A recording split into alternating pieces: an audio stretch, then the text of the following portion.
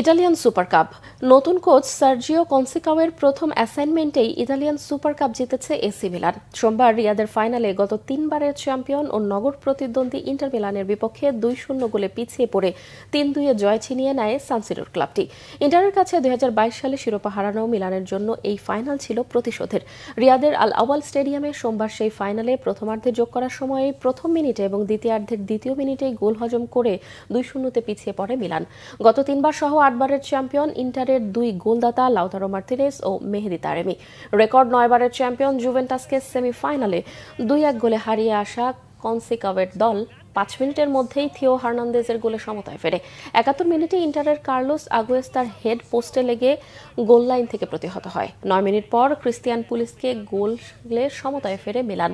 আর 5 মিনিটের যোগ করার সময় তৃতীয় মিনিটে মিলানের ট্যামি আব্রাহাম গোল করে ব্যবধান করে দেন। গত 30 ডিসেম্বর কোচের দায়িত্ব নিয়ে দ্বিতীয় ম্যাচে দলকে শিরোপার স্বাদ পাইয়ে দিলেন কনসিকাও। 2016 সালের পর প্রথম এবং সব মিলিয়ে ইন্টারের সমান 8বার সুপার কাপ জিতল মিলান।